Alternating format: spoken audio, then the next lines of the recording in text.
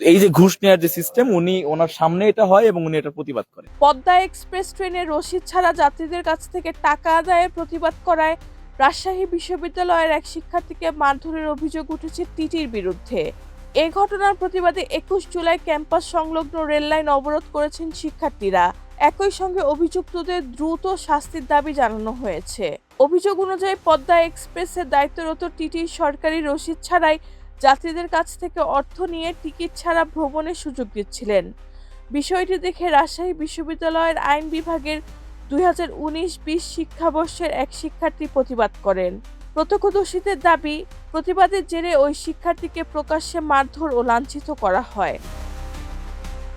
শুধু তাই নয়, অভিযোগে রয়েছে যে ঘটনার পর ট্রেনটি গন্তব্যে পৌঁছানোর আগেই ওই শিক্ষার্থীকে জোরপূর্বক একটি স্টেশনে নামিয়ে দেওয়া হয়। ঘটনার খবর ছড়িয়ে পড়লে ক্যাম্পাসে ক্ষোভের সৃষ্টি হয়। শিক্ষার্থীরা রেললাইন অবরোধ করে বিক্ষোভ শুরু করেন এবং দোষীদের বিরুদ্ধে দ্রুত আইনগত ব্যবস্থা নেওয়ার দাবি জানান। এদিকে রাজশাহী বিশ্ববিদ্যালয়ের কেন্দ্রীয় ছাত্র সংসদের সাধারণ সম্পাদক সালাউদ্দিন আম্মার কঠোর হুঁশিয়ারি দিয়ে বলেন, অভিযুক্ত টিটি সুমনকে অবিলম্বে হাজির করে আইনানুগ ব্যবস্থা না নেওয়া পর্যন্ত রাজশাহী বিশ্ববিদ্যালয়ের উপরে কোনো ট্রেন চলাচল করতে দেওয়া হবে না। তিনি বলেন, আইন বিভাগের শিক্ষার্থী আইন সম্পর্কে ভালো জানেন, এই জন্য উনি প্রোটেস্ট করেছেন। বাংলাদেশ রেলওয়ে থেকে প্রতি বছর লাভ তো নেই, কোটি কোটি টাকার লোকসান শুধুমাত্র এ কারণে যে যাত্রীদের কাছ থেকে টিটি টাকা নিয়ে জালিয়াতি করে।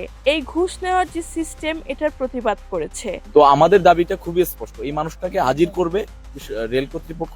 1, 2 নম্বর হচ্ছে যে তার ব্যাপারে আইনগত যেই ব্যবস্থা নেয়ার, সে যেহেতু মানে এটা অ্যাটেম্প্ট টু মার্ডারের পর্যায়ে যায়, আবার ঘুষ নিছে, যেটা নেয়ার এটা রেল কর্তৃপক্ষ থেকে নিতে হবে। তিনি আরো বলেন, একজন শিক্ষার্থীর গায়ে হাত তোলার ঘটনা কোনোভাবেই মেনে নেওয়া যায় না। আজ এর বিচার না হলে ভবিষ্যতে সাধারণ মানুষও একই ধরনের হয়রানির শিকার হতে পারেন। আন্দোলনরত শিক্ষার্থীরা জানান, দোষীদের বিচার না হওয়া পর্যন্ত তাদের আন্দোলন চলবে। তবে সাময়িক ভোগান্তির জন্য সাধারণ যাত্রীদের কাছে দুঃখ প্রকাশ করেছেন তারা। রেহানা বেগম, প্রজন্ম 24।